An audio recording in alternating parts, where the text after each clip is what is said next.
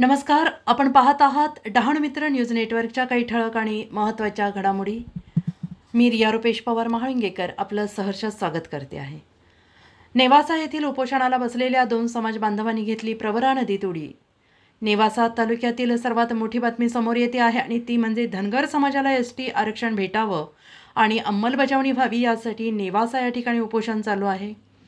धनगर समाज एसटी आरक्षण अंमलबजावणीकरिता नेवासा येथे उपोषणाला बसलेले आहेत आणि उपोषणाला बसलेले 6 उपोषणकर्त्यांपैकी प्रल्हाद सोरमारे आणि बाळासाहेब कोळसे यांनी प्रशासन उपोषण करणाऱ्यांकडे लक्ष देत नाही म्हणून प्रवरा नदीमध्ये उडी घेतलेली आहे आणि त्यांच्या जीवाला काही कमी जास्त झाले तर त्याला सरकार जबाबदार राहणार आहे. कारण सरकारने 70 वर्षांपासून धनगर समाजाला फसवलेलं आहे. त्यांचे जे आदिवासींमध्ये आरक्षण आहे ते आरक्षण त्यांना अद्यापही दिलं नाही आहे आणि त्यामुळे प्रत्येक समाजबांधव आंदोलन करत आहे आणि त्यामुळे जर कोणत्याही समाजबांधवांना काही झालं तर सरकार जबाबदार राहणार आहे.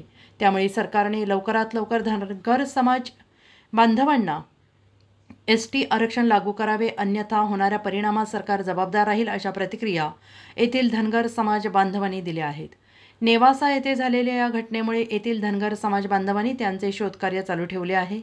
तमाम धनगर समाज बांधवांनी या ठिकाणी यावे असे आवाहन येथील धनगर समाज बांधव करीत आहेत. डहाणू मित्र न्यूज नेटवर्कचे प्रतिनिधी भारत कवितके. महाराष्ट्रातील तमाम धनगर समाज बांधवांना जय मल्हार. आज आपले उपोषण करते नेवासा या ठिकाणी उपोषणाला आपल्या धनगर समाजाला एसटी सर्टिफिकेट भेटावं यासाठी ते पोहोचले. 1 घंटा झालेला आहे.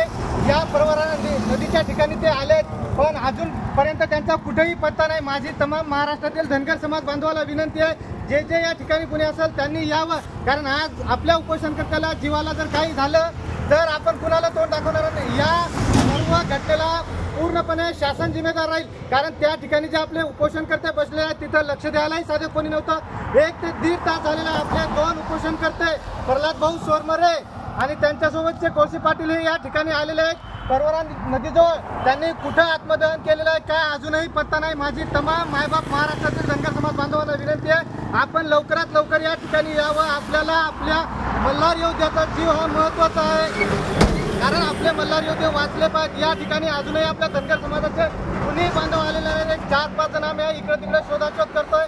जास्तीत जास्त समाज बांधवांनी हा मॅसेज पसरवा आणि या ठिकाणी यावं.